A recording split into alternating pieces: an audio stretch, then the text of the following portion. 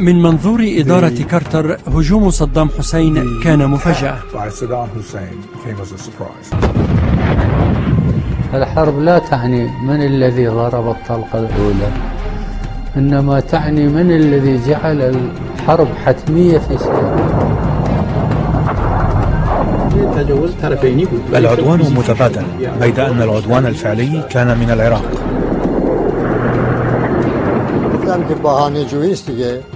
النظام العراقي والأنظمة الإقليمية الأخرى كانوا قلقين من إعصار الثورة الإيرانية.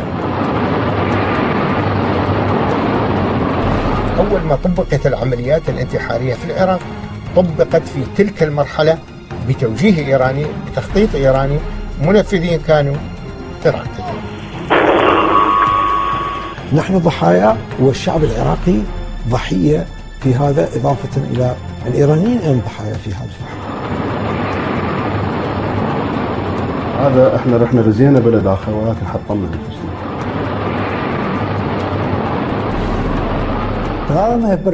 السبب الرئيسي وإن ربط بشط العرب هو النفط.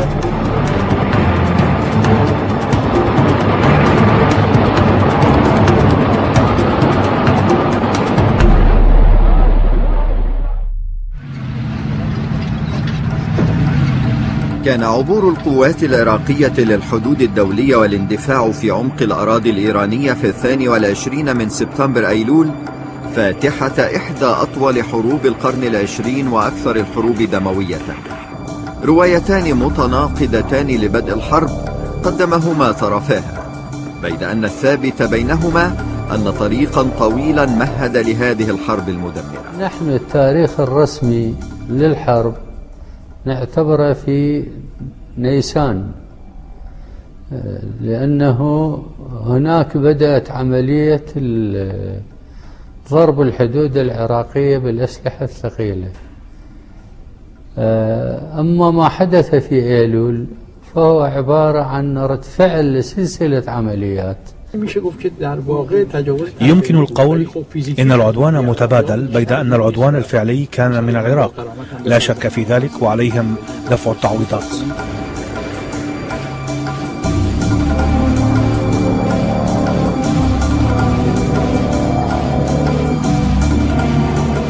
حقيقة الحرب بدأت أو المناوشات بدأت تقريبا منذ بداية عام 1980، تحديدا منذ ربيع 1980، ثم تطورت في 4/9، ثم قام العراق بالهجمات الواسعة والاندفاع الواسع. إنها جاءت من الجانبين. لا نستطيع القول إن إيران هي التي بدأت الحرب كما يدعي العراق، ونستطيع القول إن العراق هو الذي بدأ الحرب. لاحت نظر الحرب مع وصول آية الله الخميني وتأسيسه جمهورية إسلامية في إيران وسيطرة صدام حسين على قمة هرم السلطة في العراق. استحضر الجانبان في صراعهما تاريخا طويلا من النزاعات الحدودية والطائفية والأيديولوجية. كان في إيران فراغ استراتيجي وثمة وسائل أخرى لإعادة ترتيبه، وصدام أرادها أن تكون حربا خاطفة وسهلة. كان يعتقد أنها ستكون حرب أيام 6 أخرى. كانت فكرة تزعم العالم العربي موجودة، قوة العراق براسه موجودة، انتصاره على اليسار وعلى الحركة الكردية ثم سحق الحركة الإسلامية.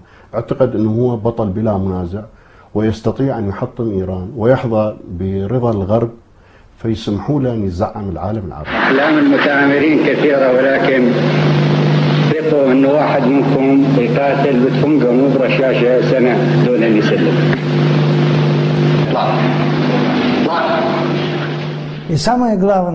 وأهم الأسباب يعود إلى ما للطرفين من مخططات طموحة لإقامة السيطرة على الخليج وعلى منطقة الشرق الأوسط بأسرها.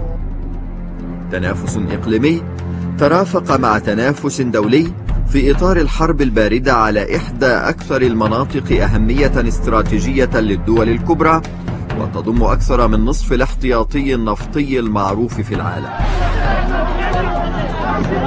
وشكلت الثورة الجديدة زلزالا في واقع علاقات القوة في المنطقة، وبات التوتر في العلاقات الأمريكية الإيرانية في ذروته مع أخذ العاملين في السفارة الأمريكية كرهائن في إيران. كل شيء بدأ من أخذ الرهائن.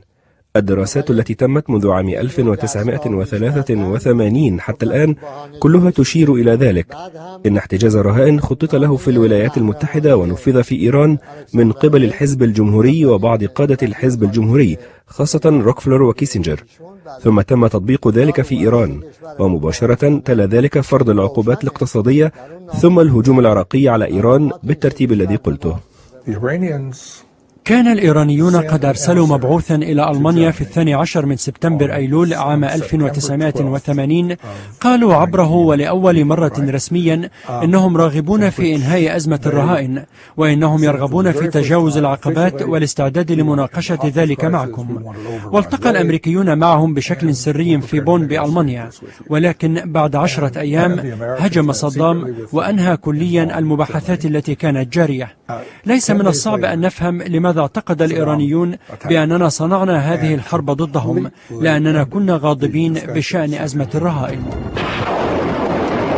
يتهم الإيرانيون الولايات المتحدة بإعطاء الضوء الأخضر للعراق للقيام بالحرب. أنا كنت هناك في ذلك الوقت، وكنت أطلع يوميا على كل المعلومات الاستخباراتية التي نحصل عليها في ذلك الوقت. كان برجنسكي بالتأكيد منشغلا بذلك إلى أكبر قدر ممكن، ولم يكن لدى أي منهم معرفة أو أعطى ضوءا أخضر أو أي شيء آخر للعراقيين. ذلك لم يكن صحيحا. والواقع إذا فعلنا شيئا فهو العكس، لأننا كنا في تلك الأيام نحاول أن نفتح علاقة مع الحكومة الجديدة، الحكومة الثورية، وفعلا قمنا بإرسال أناس إليهم لإبلاغهم عن حقيقة أن صدام كان يحشد قواته. أكو فرق بين إعطاء الضوء الأخضر أو التفاهم ونقول على خطة معينة، وفرق بين استغلال فرصة. أما اتفاق أو ضوء أخضر يهجم على إيران لم يكن هذا موجودا، بدليل أنه الهجوم على إيران كلف العراقيين كل شيء ولم يكلف أمريكا شيئا. صدام حسين استغل الفرصة لوجود الرهائن، وأمريكا استغلت الفرصة لهجوم صدام حسين. كان السوفيت يرتبطون بمعاهدة صداقة وتعاون مع العراق، بيد أنهم أوقفوا إمداده بالأسلحة عند بداية الحرب، لكنهم عادوا لتوريد الأسلحة إلى العراق عندما انسحب إلى الحدود الدولية بعد عام 1982. سفيرنا آنذاك في إيران فلاديمير فينوغرادوف ابتسم لي الحظ للعمل معه في وقت لاحق في القاهرة. اقترح على القيادة الإيرانية الدعم العسكري وتوريدات الأسلحة، لكن القيادة الإيرانية رفضت هذا الاقتراح، معلنة أنها لا تستطيع القبول بهذه المساعدة لأن الاتحاد السوفيتي يدعم العراق، ولأن الاتحاد السوفيتي قام بغزو أفغانستان. صدام حسين لم يكن يثق لا بالروس ولا بالأمريكان. أصلا لم تكن هناك علاقات بين العراق وأمريكا، ولم يكن صدام يثق فيهم. وأقول لك بصراحة، صدام حتى عندما حصلت الحرب كان يؤكد على الأجهزة الخاصة دائما بعدم الثقة بالأمريكان، وكان يقول الأمريكيون متآمرون. فكيف يمكن أن نتوقع؟ مثلا أقول لك عندما حصلت عمليات استعادة الفاو في سنة 1988 صدام حسين طلب إدخال الأمريكان ضمن خطط المخادعة، أي من ضمن الأطراف الذين ينبغي مخادعتهم. كانت دول الخليج والدول العربية المجاورة في قلب الأزمة المتصاعدة وتحت مخاوف امتداد الصراع أو الهيمنة إليها. He did contact the Omanis and UAE and also the Saudis and told them that he was getting ready to launch. هو اتصل فعلا بالعمانيين والإماراتيين والسعوديين وقال لهم إنه بات جاهزا لشن حرب أيام 6 فاعلة، وستكون القاضية لإسقاط النظام الثوري في إيران، بيد أن عليه أن يستخدم قواعدهم لكي يقوم بذلك، وقد وافق العديد منهم. نحن اكتشفنا ذلك قبل يوم واحد من التنفيذ، وفي الغالب عندما كانت الطائرات في الجو متجهة في هذا الاتجاه. وأتذكر أننا اتصلنا بعمان وأبلغناهم بأن عليهم أن يتوقفوا ويفكروا. that they should stop and think that يعني على الأقل هذا لا يصح مع صدام حسين. صدام حسين يعتمد بشكل أساسي على بقاء الأسرار أسرار، وطيلة فترة الحرب، أقول طيلة فترة الحرب لم يجري أي تنسيق عملياتي مع أي طرف عربي أو غير عربي من قبل العراقيين. في أواخر ربيع عام 1981 قدم إلى إيران مقترحان للسلام، وهذه الدول العربية التي تقول عنها عبرت عن استعدادها لدفع تعويضات الحرب. قالوا إنهم مستعدون لإعطاء إيران 25 مليار دولار كتعويضات، بالطبع نيابة عن العراق، ولكننا قلنا لا، خسائر إيران أكبر، وطلبنا 50 مليارا. صدام حسين لم ينسق، ولكنه وجه بضغوط من الأقطار العربية الخليجية لدفع الشرع الإيراني عنها، لأنها شعرت بالضعف إزاء إيران الجديدة، وشعرت أنها أصبحت ريشة في مهب الريح. هذا التنافس الإقليمي في الخليج تم اختصاره عند بدء الحرب في نزاع حدودي في شط العرب اعتبر المبرر المباشر لها. أساس الخلاف هو شط العرب، أما في قضايا الأرض فليست لدينا خلافات كبيرة. هذه الخلافات قد حلت في الاتفاقية. ظلت إيران تطالب بتقاسم السيادة على مياه شط العرب مع العراق الذي منحته المعاهدات التاريخية التي ورثها عن الدولة العثمانية الحق في السيادة على هذا الممر المائي عدا مناطق محددة أمام عبدان وخرمشاه. تاريخيا شط العرب يعود للعراق تاريخيا، والحدود تمر في الضفة الأخرى عدا بعض المناطق المحددة في منطقة الموانئ. وعندما كانت السفن التجارية تأتي إلى إيران تأتي بدلالة عراقية. في عام 1937 تم توقيع أول معاهدة بين إيران والدولة العراقية الحديثة لترسيم الحدود بين البلدين، استندت إلى المعاهدات السابقة بين الدولتين العثمانية والفارسية. لما أنشئت الدولة العراقية عام 1921 على يد الإنجليز، إيران ما اعترفت بها ولا تركيا ولا حتى السعودية في وقتها اللي كانت إمارة ما كانت مملكة. يعني كل جيرانها ما اعترفوا بها، كان في مشاكل. أنا مرة تعرفت على خريطة من CIA، يعني أي وحدة ممكن بأي لحظة بأي حالة لسبب وبدون سبب ممكن تتحول إلى حرب إقليمية. أول ترسيم للحدود يرجع إلى زمن بعيد يسبق حتى معاهدة وستفاليا التي وضعت أسس القانون الدولي عام 1648 عندما وقعت اتفاقية باسم معاهدة زهاب عام 1639، وهي معاهدة السلام وترسيم الحدود بين الدولتين العثمانية والفارسية التي سبقتها معاهدة عسكرية بينهما عرفت باسم أماسيا. ويرجع جذر الخلاف إلى العمومية التي حددت بها الفقرة الثانية من ملحق معاهدة أردروم الثانية عام 1847. تعترف الحكومة العثمانية بصورة رسمية بسيادة الحكومة الفارسية التامة على مدينة المحمرة ومينائها وجزيرة الخضر ومرساها والأراضي الواقعة على الضفة الشرقية، أي الضفة اليسرى من شط العرب التي هي تحت تصرف عشائر معترف بأنها تابعة لفارس. فضلا عن ذلك يحق للسفن الفارسية الملاحة في النهر المذكور بملء الحرية من محل مصب شط العرب في البحر إلى نقطة اتصال الحدود بين الجانبين. هذا جذر الخلاف وقد امتد حتى عام 1979. قلت لك منذ اتفاقية أماسيي إلى اتفاقية الجزائر هناك حوالي أكثر من 400 اتفاق وإقرار قد وقع بين الجانبين، ولكن لا شيء منها قاد إلى نتيجة.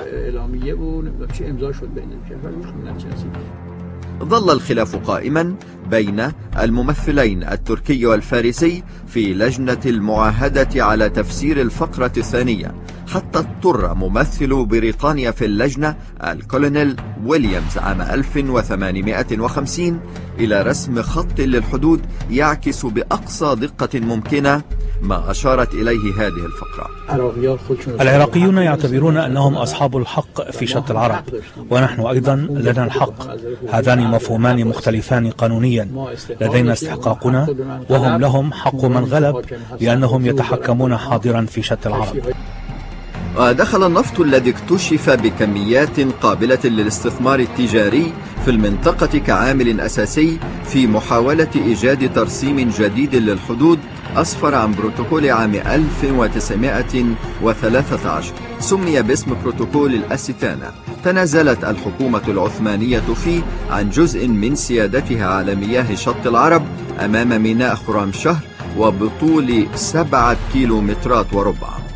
شهدت العلاقات بين البلدين استقرارا نسبيا بوجود النظامين الملكيين في البلدين وتعاونهما في مجال الأمن الإقليمي في حلفي إسلام آباد وبغداد. بيد أن التوتر انبعث بقوة مع مجيء النظام الجمهوري في العراق، إذ عاد الشاه للمطالبة بتقاسم مياه شط العرب، ورد عبد الكريم قاسم بالمطالبة بإقليم خوزستان. في عام 58 مو بس قضية أنه تحول العراق من نظام ملكي إلى جمهوري، خروجه من حلف بغداد كان مسألة مهمة، يعني أنه ما عاد وياكم، ما عاد حليفكم العسكري. 1 2 صعود الحزب الشيوعي ما عرف يقتل بالمد الأحمر، هذا كان مقلق بالنسبة لأمريكا ومقلق لعموم دول المنطقة. 3 لربما هذا هو الأهم، تتفاجأ الإصلاح الزراعي في العراق. في عام 1969 استغل الشاه ضعف النظام البعثي الجديد الذي كان قد وصل إلى السلطة قبل عام واحد ليعلن إلغاء معاهدة عام 1937 من جانب واحد، كما فرضت إيران أمرا واقعا على الملاحة في شط العرب باعتماد خط المياه العميقة وسط النهر المعروف باسم التالوج حدا لها. شاهنشاه إيران. وكان الشاه حين ذاك في أوج قوته العسكرية ويحاول أن يملأ الفراغ الاستراتيجي الذي خلفه انسحاب القوات البريطانية من الخليج، ويحاول أيضا أن ينصب نفسه شرطيا في الخليج. أرسلنا أسلحة إلى الحركة الكردية وزودناهم بالمعدات والإمكانات، وثمة بلدان أخرى ساعدت في هذا الصدد لم تكن لها علاقات مع العراق، وكان العراق عاجزا. تشير الوثائق الأجنبية عن الاستراتيجية في الشرق الأوسط إلى أن الحرب مع الأكراد كلفت العراق ما يقارب $1,000,000 يوميا. في عام 1975 وقع الشاه وصدام حسين الذي كان نائبا اتفاقية الجزائر التي وافق العراق فيها على اعتماد خط المياه العميقة وسط النهر حدا لتقاسم السيادة على الممر المائي، مقابل وقف إيران لدعمها للتمرد الكردي. وعقب توقيع الاتفاقية وتوقف الدعم الإيراني، تمكن الجيش العراقي من السيطرة على الأوضاع في منطقة كردستان في الشمال العراقي. أن الحدود العراقية مع إيران زجزاج هكذا، فيقال أحد الحاضرين وهو زميل لي، يعني أحد الحاضرين بالمفاوضات، يقول الشاه أخذ مسطرة ورسم خط، قال هذا شو التعرجات، مرة احنا ندخل بالعراق مرة تدخلون بإيران، فرسم خط مستقيم وقال كل هاي المناطق اللي على هالجهة على جهة الخط هذا للعراق، وكل المناطق اللي على هالجهة تكون لإيران، ويكون خط مستقيم مريح ما مزعج يعني. والآن الحكومة الإيرانية الإسلامية تطالب بعودة اتفاقية 75 وتعتبرها قدس الأقداس. شعر بعد توقيع المعاهدة أنه قدم تنازل ما كان ينبغي أن يقدمه. هذا التنازل يتمثل في اعتبار خط التالوك اللي هو أعمق نقطة في نهر شط العرب هو الحدود، أي وما أخذ بنظر الاعتبار الانحرافات السنوية لنهر شط العرب، وأخذ من الأرض العراقية وإضافة كميات من التربة كبيرة إلى الساحل الإيراني. فمن هذه الناحية كان سريع الندم. اتفاقية الجزائر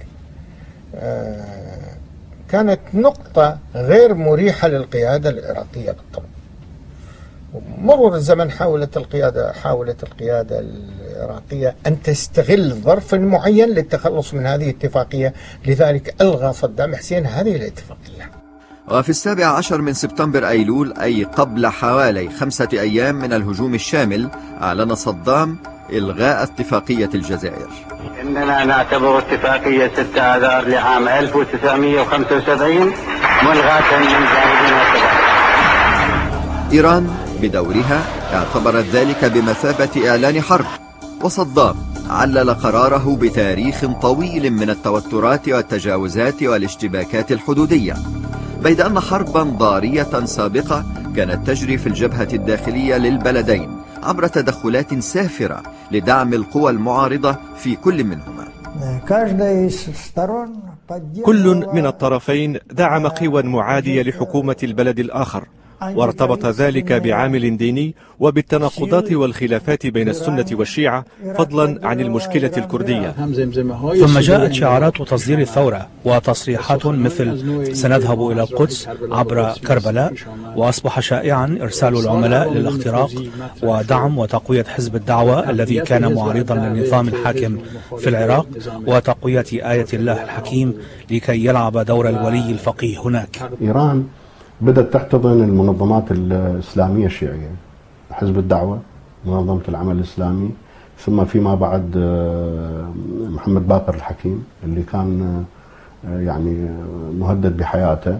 وأنا زرت إيران في هذاك الوقت والتقيت بهم، فكان اعتقادهم أنه سيناريو الثورة الإيرانية قابل للتكرار في العراق، بمعنى أنه تنزل الجماهير إلى الشارع تهتف هتاف الله أكبر، ثم تحتل مخافر الشرطة ومفارق الطرق والمباني الحكومية مثل ما حصل في إيران، دون أن يدركون يعني أنه بنية الدين، طريقة تنظيم الدين في إيران تختلف عنا في العراق، تختلف اختلاف هائل. يجب أن يعرف الشعب العراقي بأن جرثومة الفساد هذه تعاملكم كما عامل محمد رضا هذا الشعب. نحن طردنا محمد رضا، وعليكم أن تطردوا هذا الشخص من العراق. إيران كانت في حالة فوضى، ولا يوجد فيها مركز لقرار سياسي والاستراتيجية سياسية، بل بالعكس، احنا في داخل حزب الدعوة كنا أكثر تنظيما من الوضع في إيران، وبالتالي لا يمكن يعني الاعتماد على القول بأن إيران قد ساعدت حزب الدعوة. السيد خميني لم يكن له أي تأثير كبير داخل العراق، فالمرجع في ذلك الوقت لشيعة العراق هو المرحوم الخوئي. كان الإيرانيون يرسلون عملاء إلى العراق، وبدأوا يسببون مشكلات تفجيرات ومحاولات اغتيال أناس. العراقيون لم يكونوا مرتاحين لذلك. يمكنك أن تفهم لماذا. كان إبريل نيسان عام 1980 ذروة التصعيد في الحرب على الجبهات الداخلية، فقد افتتح الشهر بمحاولة لاغتيال نائب رئيس الوزراء العراقي طارق عزيز، وتلاه هجوم بقنابل يدوية على مسيرة خرجت للاستنكار وتشييع الضحايا. محاولة اغتيال طارق عزيز، احنا بالنسبة لنا يعني اكو مجموعات محلية في الداخل وليس بقرار سياسي مركزي. هناك يعني ما يسمى يعني قوات السيد الشهيد الصدر، وهي موجودة في عادة في الجنوب، ولها فروع ولها تجمعات في مناطق أخرى. اتهم بهذه المحاولة أحد الأشخاص ذوي الأصول الإيرانية في العراق، وقام النظام العراقي بإبعاد الآلاف ممن ينحدرون من أصول إيرانية أو حمل آباؤهم الجنسية الإيرانية. كما قام النظام العراقي بشن حملة اعتقالات شرسة ضد حزب الدعوة، وباعتقال المرجع الشيعي محمد باقر الصدر وشقيقته وإعدامهما. القمة التي وصل إليها هذا الصراع باستشهاد قتل السيد الشهيد الصدر باعتباره مرجع ديني كبير، ولأول مرة في تاريخ العراق يجري إعدام مرجع ديني كبير. ثم بعد سقوط نظام الشاه ومجيء نظام خميني بدأ التدخل أيضا بصورة واضحة، تحريض والأحزاب كثير من الأحزاب الشيعية كانت مسندة على قلتها، هي ليست كثيرة بالمناسبة، كانت مسندة ماديا وتسليحيا، وكذلك الوضع مع الأكراد. هذه حقائق واضحة ليست مجهولة. أول ما طبقت العمليات الانتحارية في العراق طبقت في تلك المرحلة بتوجيه إيراني، بتخطيط إيراني، منفذين كانوا عراقيين. كان العراق بالمقابل يدعم العديد من القوى المعارضة سواء في خوزستان في الجنوب أو الأكراد في الشمال. وقد اتهمت إيران العراق أواخر شهر إبريل نيسان بدعم مجموعة أهوازية قامت باقتحام السفارة الإيرانية في لندن واحتجاز الرهائن، وانتهت العملية بتدخل كوماندوز بريطاني وتحرير الرهائن وقتل منفذي العملية واعتقال أحد. أرسلوا المال والسلاح لجماعات داخل إيران، وتسببت في الانفجارات التي حدثت في خوزستان وزرع الألغام في كرمنشاه، وقبل ذلك قصة انقلاب نوجة ودور العراق فيه. وفي منتصف شهر يوليو تموز تم الكشف في إيران عن خطة لقلب نظام الحكم خط لها شهبور بختيار ومؤيدو الملكية وعدد من ضباط الجيش السابقين في قاعدة نوجة. اعتقل النظام الإيراني أكثر من 600 من الضباط وأعدم عددا منهم، واتهمت إيران العراق بدعم الانقلابيين. لم يتدخل العراق بالمرة في خطة الانقلاب. أنا أقول لك نعم، قام بمساعدة منظمة مجاهدي خلق باعتبارها منظمة لها مكانتها في الجماهير الإيرانية، والعراق ليس من الجهل أن يتصور أن القيام بانقلاب يتم بهذه السهولة بالاعتماد على شخصيات 3 أو 4 في حين أن 70 مليون إيراني هم مع خميني. بين شهر إبريل نيسان وأواخر سبتمبر أيلول تصاعدت حدة التوتر والمناوشات والاشتباكات الحدودية، وقام العراق مطلع أيلول بعدد من الهجمات لاستعادة بعض النقاط الحدودية في سيف سعد وكان بز التي سميت بزين القوس. وفي 4 من أيلول قام الجانب الإيراني بقصف عدد من البلدات الحدودية العراقية في خانقين ونفط خانة. وسط أجواء التوتر والمناوشات والتعبئة بدا التوجه نحو الحرب معلنة. تقول إيران إنها حصلت على الكثير من المعلومات الاستخباراتية عن خطة الحرب من مصادر متعددة، مع ذلك بدت لحظة البداية مفاجئة لها ولغيرها.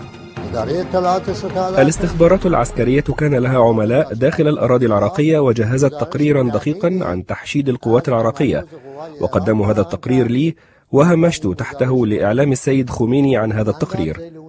رئيس الاستخبارات ورئيس الأركان ذهبوا إلى خميني وقدموا التقرير إليه، ثم رأيته وسألته ماذا تأمر؟ قال هذه كلها أكاذيب، لا أحد سيهاجم إيران. العسكريون لفقوا هذه التقارير من أجل استبعاد رجال الدين من الجيش. أستطيع أن أؤكد لك، كنت مع بريجينسكي في ذلك الصباح الذي حدث فيه الهجوم، وعندما سمعت به لأول مرة هرعت إلى مكتبه. وجدت في مكتبه خارطة تبين توزيع الحدود وأنابيب النفط. أخذتها معي إلى مكتبه وجلسنا على الأرض ونشرنا الخارطة وبدأنا في النظر إليها لتحديد الوضع الاستراتيجي. تلك كانت نهاية الطريق الطويل إلى الحرب وبداية حرب مدمرة ضارية أودت بحياة ما يقدر بأكثر من 800 ألف شخص وحوالي 2 مليون من الجرحى، وخسائر قدرت ب400 مليار دولار، وكانت زلزالا فتح الباب على مصراعيه أمام حروب أخرى. هي حرب عبثية.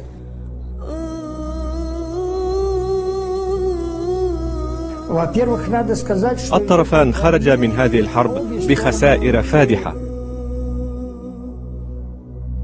كانت حرب مريرة، حرب كارثية. حولت ثورتنا إلى ثورة مضادة.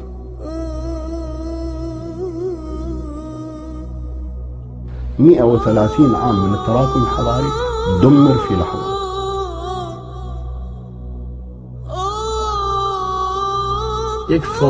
إنها كارثة وطنية كبيرة لكل منا نحن والعراقيين. أصفها بالحرب التي لم يكن لها من داع ولا سبب معقول.